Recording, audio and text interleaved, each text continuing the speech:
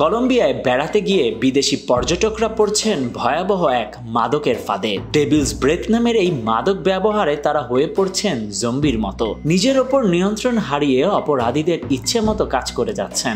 Dating অ্যাপের প্রলোভন দেখিয়ে পানীয়তে বিষ মিশিয়ে পর্যটকদের টার্গেট করছে অপরাধ চক্র। কেউ হচ্ছেন লুটের শিকার, কেউ বা খুন হয়ে ফিরছেন সুটকেস বন্দি মরদেহ হয়ে। কলম্বিয়ার অপরাধ চক্র বিদেশি পর্যটকদের টার্গেট করে ব্যবহার করছে ভয়ঙ্কর এক মাদক, যাকে বলা হচ্ছে ডেভিলস ব্রেথ। মাদকটি সেবনে মানুষ হয়ে পড়ে একেবারে জম্বির মতো। নিজের ওপর নিয়ন্ত্রণ হারিয়ে অপরাধীদের আদেশ অনুযায়ী কাজ করতে থাকে। লুট, অপহরণ, এমনকি হত্যার মতো ভয়াবহ ঘটনা ঘটছে এই মাদকের ছবলে। স্কোপোলামিন নামের এই মাদকটি বোচ্চেরো গাছের বীজ থেকে তৈরি এবং অতীতে সিআইএ একে সত্য উদ্ঘাটনের ওষুধ হিসেবে ব্যবহার করত। মাত্র 10 মিলিগ্রাম গ্রহণেই এটি মানুষকে পক্ষাঘাতগ্রস্ত করে ফেলে এবং জম্বির মতো অবস্থায় পড়ে। এ সময় সে অপরাধীদের নির্দেশে সহজেই কাজ করে ফেলে, সচেতনতা হারিয়ে ফেলে নিজের কাজের ওপর। গ্যাংয়ের সদস্যরা ডেটিং অ্যাপে প্রলোভনমূলক বার্তা পাঠিয়ে পর্যটকদের ফাঁদে ফেলে। এরপর তারা পর্যটকদের নির্জন স্থানে নিয়ে গিয়ে পানীয়, চুইংগাম বা সিগারেটের মাধ্যমে স্কোপোলামিন প্রয়োগ করে। মাদকটি রংহীন ও গন্ধহীন, ফলে সহজে ধরা পড়ে না। কিছু ক্ষেত্রে সূক্ষ্ম সূচ ব্যবহার করেও ইনজেকশনের মাধ্যমে এটি শরীরে প্রবেশ করানো হয়, যার কোনো দাগ বা চিহ্ন থাকে না। মাত্র 30 মিনিটের মধ্যেই ভুক্তভোগী হ্যালুসিনেশন, অস্থিরতা ও শরীরের নিয়ন্ত্রণ হারান। এই অবস্থায় অপরাধীরা তাদের ব্যাংক অ্যাকাউন্ট খালি করে, গয়না লুটে নেয়, এমনকি বাড়ি থেকেও জিনিসপত্র চুরি করে পালিয়ে যায়। বারানকুইলের বিষক্রিয়ায় বিশেষজ্ঞ অ্যাগুস্তিন গুয়েরেরো সালসেডো, যিনি 40 বছর ধরে বিষক্রিয়া চিকিৎসায় নিয়োজিত, তিনি জানান ভুক্তভোগীরা যদি প্রতিরোধ করেন, অনেক সময় মাথায় আঘাত করে তাদের হত্যা করা হয়।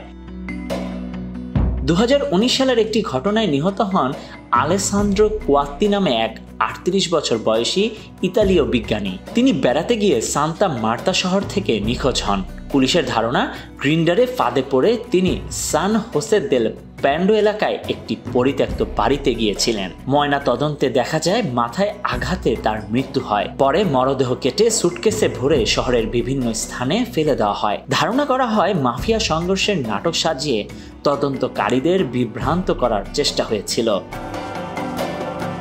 2012 সালে একই অভিজ্ঞতা হয়েছিল ফার্নান্দো নামে 64 বছর বয়সী এক ব্রিটিশ নাগরিকের। ব্যবসায়িক সফরে বোগোটা গিয়ে এক রাতে বার থেকে হোটেলে ফেরার পর তার কাছ থেকে 1000 ইউরো লুট হয়। তিনি বলেন, এই মাদক মানুষকে হিপনোটাইজ করে ফেলে। অপরাধীরা যাই বলে তাই করতে বাধ্য হন। পরদিন অফিসে গেলে সহকর্মীরা বলেন, আপনি অস্বাভাবিক ছিলেন।